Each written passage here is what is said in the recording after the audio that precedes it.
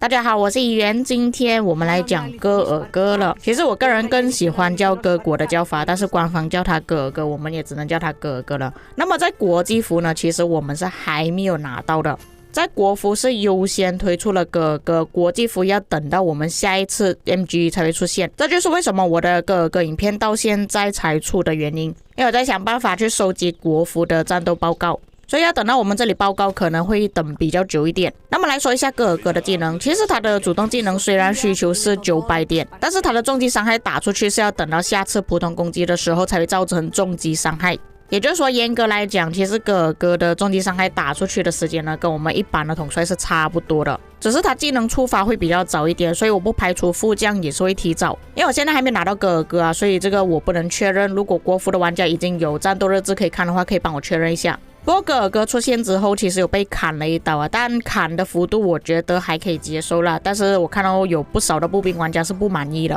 不过我在之前已经有讲过很多遍了，只要统帅一天没有出现在统帅界面，官方都是有权利更改的。由于我这里戈尔戈还没有出现了，所以我只能拿查理马特来做样本啊，因为他们天赋都是步兵驻防防御，所以我就拿查理马特来做示范。那么首先天赋方面呢，我会推荐用这个天赋，这个天赋做于驻防，当然你们要换别的天赋也是可以。天赋里面有几个比较重要的点啊，第一个就是这个受到攻击时有 10% 的概率在接下来2秒内受到的伤害降低 20%。 不过你们也看到了，这个天赋要求的就是要带全步兵的时候，所以这个是要纯步兵驻防才行。然后普攻可以获得额外的怒气，这个必须要点上。步兵的生命值提升，所率领部队普通攻击伤害提升，点了这个重击伤害也是一样会有提升的。再来看防御的部分，龟甲阵这里需要点起来，进行普通攻击时有 10% 的概率在接下来1秒内受到的所有伤害减免是 5%， 受到的技能伤害降低 9%。 再来我们点驻防的部分，那驻防的时候受到的所有伤害降低，这个必须要点起来。驻防的时候受到技能伤害降低，这个也是要点。那点完前面之后，这里剩下的点数不多，所以只能点到这里而已。假设用混兵的话，可以选择这个天赋，因为上面步兵的天赋有一些其实不太适合用混兵用。防御的部分没有变动，只是把步兵搬过去驻防。换作是野战的话，可以直接把驻防的部分搬过去步兵那边。我相信大多数带出去野战的应该都是带纯步兵的，应该不会混兵了，所以直接点步兵的天赋就行。接下来我们看实战报告的部分，那首先是戈尔戈搭配刘彻，不过这个报告并不是驻防，而是集结，戈尔戈搭配刘彻的集结，打对方的李舜臣搭配波罗头。虽然那个报告是很赚的，但是对方他们带领袖统帅，你们就知道什么事情啊，里面就是混兵，所以混兵能够赚2倍的击杀呢，这个也算是正常范围。接着是戈尔戈搭配刘彻的驻防，那我看到这里报告呢，我觉得是工兵那边补不上兵，所以他们才解散。因为这里算起来工兵集结那边的兵数呢是比驻防还要少的，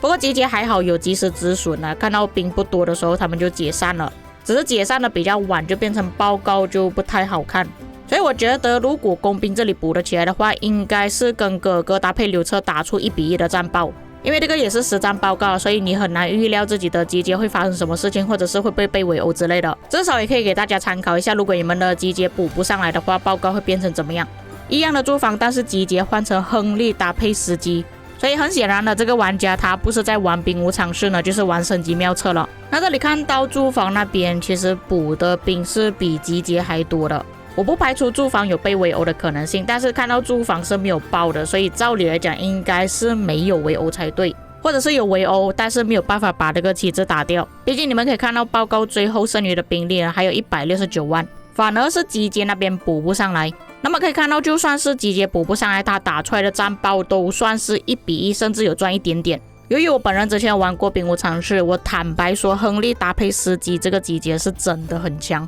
那时候我们打关卡突破门口呢，也是靠这个集结它可以打破的，打到对方特别伤。再加上步兵本身就是被工兵克制的，所以这里打出来的报告会稍微赚一点点，就算是没有补兵的情况下。而且假设真的有围殴的话，为什么他们必要先补集结呢？是不是没有理由不补集结反而去围殴旗帜？所以我觉得围殴的可能性比较低。接下来阿提拉刘彻的集结，那看来这个应该也是在玩兵无常事。这个报告很亏，而且看到集结那边呢补的兵也比较多，所以我不排除集结有可能被围殴。那由于集结是打到死了，所以这个报告参考价值也不高。接下来亨利搭配金闪闪，那可以看到驻防方的补兵呢还是稍微多一点。亨利搭配金闪闪打出来报告也比较专，住房也不像是补不上兵的样子。不确定旗帜有没有被围殴，但是这里报告可以赚到3倍，因为我手头上也没有拿到对方的争议，也不排除集结方的争议可能比较高一点。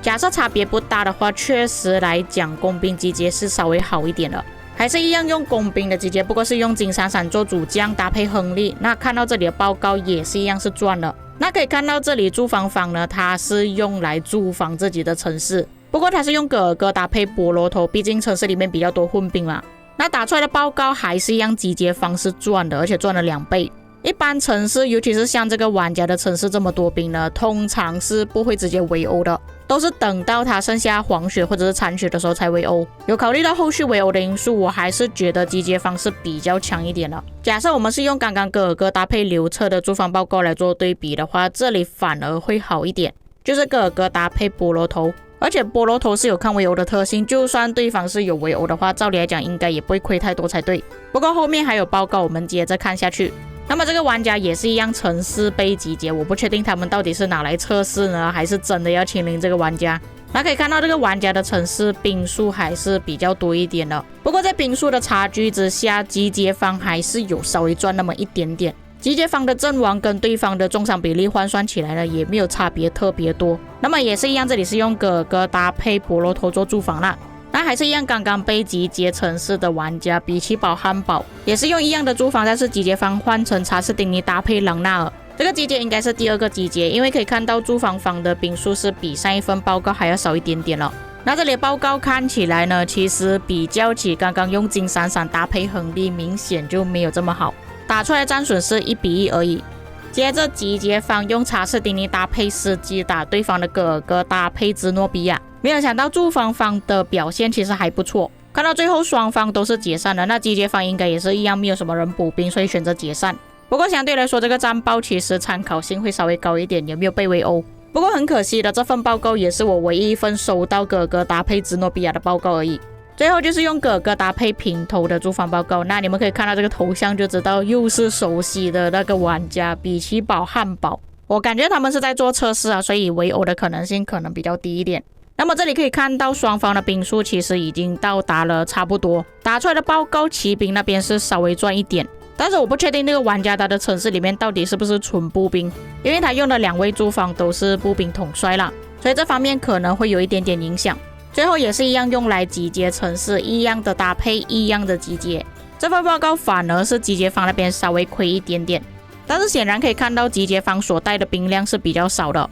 就是说可能这个集结开出去，但是野战部队没有跟上，没有办法补兵，但是打出来报告接近1比1，我觉得是已经 OK 了。以上就是我收集到的实战报告，那我讲多一次，实战报告就是很多不确定因素的。所以你们可以看到我刚刚说报告的时候有一直猜测，是不是有什么围殴啊，是不是有没有补兵不足啊，或者是有发生什么情况。那假设你们真的是要单挑报告的话，那欢迎各位你们自己去做单挑测试，或者是去找模拟器吧。我个人还是比较偏向于相信实战报告的。今天收集的报告有包括搭配刘彻、菠萝头、平头、兹诺比亚，出来的表现还算是不错。我从刚刚的报告看到，其实用工兵集结会稍微好一点。那以上就是本期内容，再次声明，这些全部都是实战报告，有很多不确定因素。至于各位有什么看法，可以在评论区给我知道。我们下个影片再见。